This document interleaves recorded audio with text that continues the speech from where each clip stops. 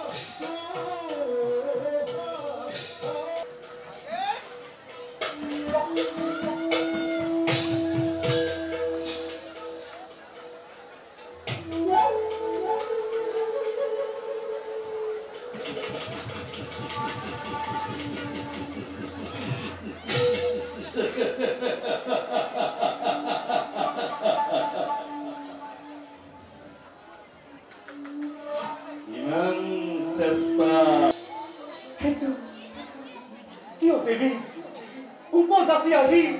এই দুৰ্ভগীয় কৰ্ম দাসী দিশা মাতৃত্ব তোমাৰ মইতো বিচৰা নাই কেনে অধিকাৰী তেনে আশাই দিয়া নাই হৃদয়ত ঠাই এইটো মাতৃ গ্ৰহণ কৰি মোৰ ভক্তি ভৰা পুষ্পৰ অংগী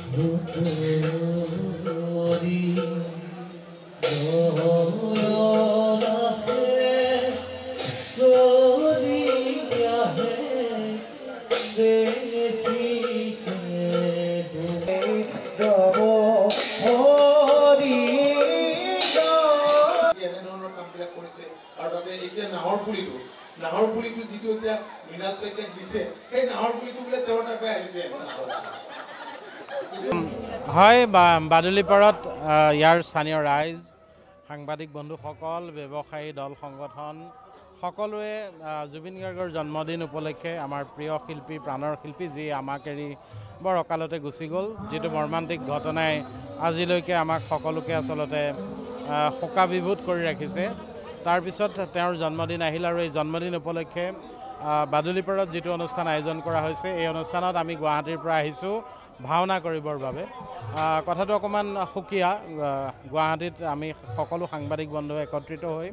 গান্ধাৰীৰ অভিশাপ নামৰ এই নাটখন পূৰ্বে শিল্পগ্ৰামত অভিনয় কৰিছিলোঁ আৰু তাৰপিছতেই এই বাদুলিপাৰৰ পৰা আমাক আমন্ত্ৰণ জনোৱা হ'ল আৰু তেওঁলোকৰ আমন্ত্ৰণ ৰক্ষা কৰি আহি আমি পাৰ্যমানে চেষ্টা কৰিছোঁ যাতে ভালকৈ ৰাইজৰ ওচৰত আমাৰ চখ হিচাপে আমি কোনো পেছাদাৰী অভিনেতা নহয় সকলোৱে আমি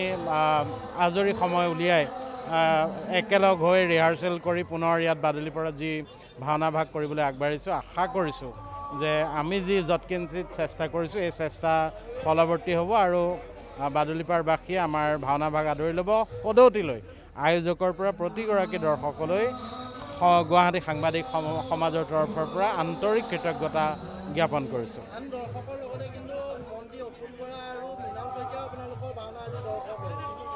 হয় মই এতিয়া এই মুহূৰ্তত এজন নৃপতিৰ চৰিত্ৰত অভিনয় কৰি আছোঁ কুৰুবংশৰ অধিপতি কুৰুবংশৰ মানে ৰজাজন হ'ল ধৃতৰাষ্ট্ৰ আৰু ধৃতৰাষ্ট্ৰৰ চৰিত্ৰত মই অভিনয় কৰি আছোঁ আৰু তাৰ মাজত এনেকুৱা VIP অতিথি আজি আমি পাইছোঁ আৰু সেইটো আমাৰ বাবে সৌভাগ্যৰ কথা আৰু ইতিমধ্যে আয়োজকসকলে জনাইছে যে এগৰাকী কেবিনেট মন্ত্ৰী আৰু খুমটাইৰ স্থানীয় বিধায়ক মৃণাল শইকীয়াই এই অনুষ্ঠানভাগী সাফল্যমণ্ডিত কৰাত যথেষ্ট সহযোগিতা আগবঢ়াইছে তেখেতসকলৰ দীৰ্ঘ সময় তেখেতসকল ইয়াতে উপস্থিতো আছে এই অনুষ্ঠানত আৰু তেখেতসকলৰ এই আন্তৰিকতাৰ আমি নিশ্চয়কৈ শলাগ লৈছোঁ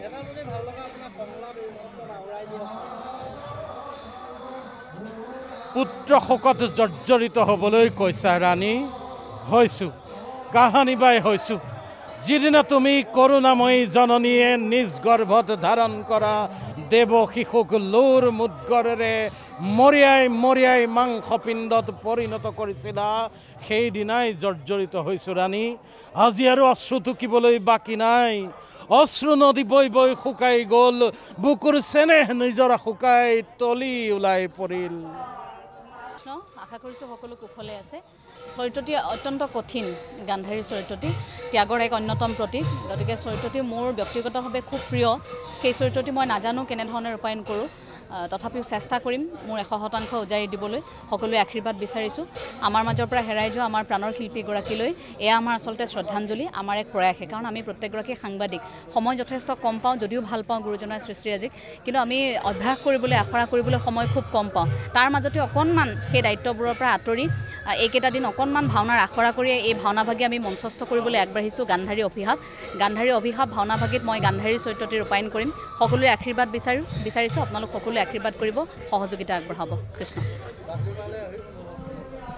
বাদুলিপাৰা ৰাইজৰ সহযোগিতা দেখি অভিভূত হৈ পৰিছোঁ আধ্যাত্মিক এই অনুষ্ঠানটি সফল কৰিবলৈ একেবাৰে কনিষ্ঠৰ পৰা জ্যেষ্ঠ প্ৰতিগৰাকী ঢপলি আহিছে গতিকে ইয়াত ঐক্যতাৰ এক প্ৰতিফলন ঘটিছে তাৰ বাবে প্ৰত্যেকগৰাকীক আমি ধন্যবাদ জ্ঞাপন কৰিছোঁ যে সাংবাদিকৰে ভাওনাভাগী চাবলৈ আহিছে আচলতে ভাওনা আমাৰ প্ৰতিষ্ঠিত শিল্পীসকলে যেতিয়া কৰে ভাওনাৰ সৈতে জড়িত হৈ থকা সেইসকলে বৰ সুন্দৰকৈ কৰে নিখুঁতকৈ কৰে আমিতো ইমান পৈণত নহয় আমি একেবাৰে অপৈণত তাৰ পাছতো আমাক এইখিনি আশীৰ্বাদ দিবলৈ যে সকলো ঢপলি আহিছে তাৰ বাবে আমি কিন্তু সদায় কৃতজ্ঞ হৈ ৰ'ম কেৱল সাংবাদিক হোৱাৰ বাবে আমাক চাবলৈ আহিছে সেইটো ভাল লাগিছে কিন্তু ভাওনাখন চাওঁতে সেইখিনি যাতে আমাক অকণমান ক'ৰবাত যদি কেতিয়াবা ভুল ভ্ৰান্তি হৈ যায় সেইখিনিও আমাক কৃপা কৰিব বুলি আমি আশা ৰাখিছোঁ সি আপোনাৰ কথা নিশ্চয় শুনিব মহাৰাজ অভিমানী হ'লেও মোৰ বাছা দুৰ্যোধন অবিবেচক নহয় আপুনি তাৰ জন্মদাতা আপুনি তাৰ পিতা সি আপোনাৰ কথা নিশ্চয় শুনিব মহাৰাজ হয় খুব আচলতে আমি শিল্পীগৰাকী আমাৰ প্ৰাণৰ শিল্পীগৰাকীৰ স্মৃতিত যি আয়োজন কৰিছে তাত আমি অংশগ্ৰহণ কৰিব পাই নিজকে খুব ধন্য মানিছোঁ আমি গুৱাহাটীৰ যি সাংবাদিক সমাজে আমি আহিছোঁ একেলগে ভাওনাভাগী পৰিৱেশন কৰিম গান্ধাৰীৰ অভিশাপ ভাওনাভাগী পৰিৱেশন কৰিম আৰু ভাল লাগিছে ইয়ালৈ আহি সকলোৱে খুব ধুনীয়াকৈ সহযোগ কৰিছে আমি সাজু হৈ আছোঁ খন্তেক সময়ৰ পাছতে আমি ভাওনাত আমাৰ নাট মই শৈলৰ ভত অভিনয় কৰিছোঁ সেয়াই হয় মোৰ চৰিত্ৰৰ মই এটা বচন অকণমান ক'ব বিচাৰিছোঁ ভাৰত যুদ্ধত যি কাম কোনেও কৰিবলৈ সক্ষম হোৱা নাই সেই কাম আজি এই শৈলই সমাধা কৰিব চাওক সঁচাই খুব ভাল লাগিছে আজি ইয়ালৈ আহি আৰু সাধাৰণতে আমি খুব ব্যস্ত জীৱন এটা কটাওঁ আৰু পুৱাৰ পৰা গধূলিলৈ আমি বাতৰি সংগ্ৰহ কৰোঁ বাতৰি পৰিৱেশন কৰোঁ প্ৰতিজনে আমি বাতৰিৰ লগত জড়িত কিন্তু আজি সেই সকলোবোৰ সামাজিক দায়বদ্ধতা বা আন সকলো কামৰ বোজা একাষৰীয়া কৰি আজি আমি ভাওনা কৰিবলৈ আহিছোঁ ই আমাৰ সংস্কৃতি ই আমাৰ গৌৰৱ ই আমাৰ জাতিৰ আচলতে ক'ৰবাত নহয় ক'ৰবাত এটা গুৰি ধৰা আৰু যি কথা কৈ গৈছিল যে সংস্কৃতত এটা শ্লোক আছে যে য'ত কোৱা হয় যে যিজন লোকৰ ওচৰত সাহিত্য সংস্কৃতি নাথাকে তেওঁ আচলতে এজন পূৰ্ণাংগ মানুহ হ'ব নোৱাৰে গতিকে সেই সূত্ৰে মই ক'ব বিচাৰিছোঁ যে সাহিত্য সংস্কৃতিৰ লগত প্ৰতিজনেই সাংবাদিকেই জড়িত কোনোবা প্ৰকাৰে নহয় কোনোবা এজন সাহিত্যত কোনোবা এজন সংস্কৃতিত কোনোবা অন্য ক্ষেত্ৰত কিন্তু সকলোৰে এই যে ব্যস্ততাৰ কাৰণে সময় নাপায় সেইটোৱে আচলতে আচল কথা কিন্তু এই ব্যস্ততাৰ মাজত আমি অকণমান সময় উলিয়াইছোঁ চেষ্টা কৰিম আমি কি দিব পাৰোঁ নাজানো আৰু কিন্তু আমি চেষ্টা কৰিম বুলি আচলতে ইয়ালৈ আহিছোঁ ৰাইজে যদি ভাল পায় সেয়া আমাৰ কাৰণে আশীৰ্বাদ হ'ব আৰু আশা কৰোঁ ৰাইজে বিচৰা ধৰণে আমি দিবলৈ সক্ষম হ'ম বুলি যদি ভগৱানে আশীৰ্বাদ কৰে সেই সকলোখিনি আজি পাব আৰু আপোনালোকৰ পৰাও আশীৰ্বাদ বিচাৰিছোঁ আশীৰ্বাদ কৰিব যাতে ৰাইজে ভাল পোৱাকৈ কিবা এটা অন্ততঃ কিবা এটা আমি কৰি যাব পাৰোঁ দেখুৱাই যাব পাৰোঁ বৰ সাংঘাতিক আয়োজন কল্পনাই কৰা নাছিলোঁ আচলতে ইমান এনেধৰণৰ এটা আয়োজন ইয়াত হ'ব এনেধৰণৰ আয়োজন চলিছে আমি ভবা নাছিলোঁ কিন্তু আজি ইয়ালৈ আহি অলপ পুলকিত হৈছোঁ শিহৰিত হৈছোঁ দায়বদ্ধতা বাঢ়িছে এখন সাংস্কৃতিক জেগাত আচলতে এনেধৰণৰ সংস্কৃতি প্ৰদৰ্শন কৰা সহজ কথা নহয় কাৰণ ইয়াৰ প্ৰতিজন মানুহ সংস্কৃতিবান ইয়াৰ প্ৰতিজন মানুহ অনুভৱী ইয়াৰ বাদুলিপাৰ বা এই বৃহত্তৰ অঞ্চলটো এটা সাংস্কৃতিক অঞ্চল হিচাপে অসমে জানে তেনে অঞ্চলত আহি আচলতে এনেকুৱা অনুষ্ঠান তেনে অঞ্চলত হোৱাটো স্বাভাৱিক, কিন্তু তেনেকুৱা অনুষ্ঠানত আমি জড়িত হ'বলৈ পোৱাটো আমাৰ কাৰণে সৌভাগ্য আৰু ওপৰলাৰ আশীৰ্বাদ বুলি ক'ব লাগিব।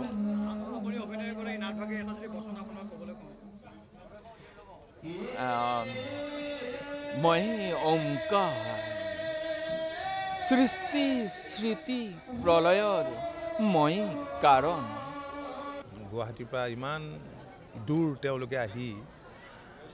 ইয়াত এই ভাওনাখন কৰিব, মই আনন্দিত হৈছোঁ, আমি সকলোৱে আনন্দিত হৈছোঁ। বহুত কষ্ট কৰি আহিছে আৰু জুবিন গাৰ্গৰ জন্মদিন উপলক্ষে ভাওনাখন তেওঁলোকে কৰিবলৈ আহিছে আৰু ৰাইজেও খুব উৎসাহেৰে আগ্ৰহেৰে ভাত চাই আছে ভাওনা চাবৰ কাৰণে। অসমৰ যি সংবাদসেৱীসকল তেখেতসকলে প্ৰতি বছৰে কৰাৰ দৰে এইবাৰো আহি বাদুলিপাৰাত আহি এখন ভাওনা প্ৰদৰ্শন কৰিছে আৰু এইবাৰ ভাওনাখন তেখেতসকলে প্ৰদৰ্শন কৰিছে জুবিন গাৰ্গৰ জন্মদিন উপলক্ষে। সেইকাৰণে তেওঁলোকক ধন্যবাদ যে তেওঁলোকে গোটেই অসমৰ ভিতৰত এই গোলাঘাট জিলাৰ বাদুলিপাৰাতে স্থান নিৰ্বাচন কৰিলে আৰু আজি ইমান ৰাইজৰ সমাগম দেখি ভাল লাগিছে। প্ৰথমবাৰৰ বাবে এনেকৈ বাহিৰত আহিছোঁ আৰু যিহেতু সাংবাদিক জানেই পৰিৱেশ পৰিস্থিতি কেনেকুৱা, গতিকে আমি 24 ঘণ্টাই বাতৰিৰ পিছতে দৌৰি থাকোঁ, কিন্তু সুযোগকণ পাইছোঁ। বিশেষকৈ ধন্যবাদ জনাইছোঁ সকলোকে আৰু ভাল লাগিছে। বিশেষকৈ জুবিনদাৰ এই উপজা দিনটোৰ উপলক্ষে আমি এনেকৈ সকলোৱে একত্ৰিত হৈ ইয়াত ভাওনা প্ৰদৰ্শন কৰিবলৈ পাইছোঁ, গতিকে সকলোকে ধন্যবাদ জনাইছোঁ।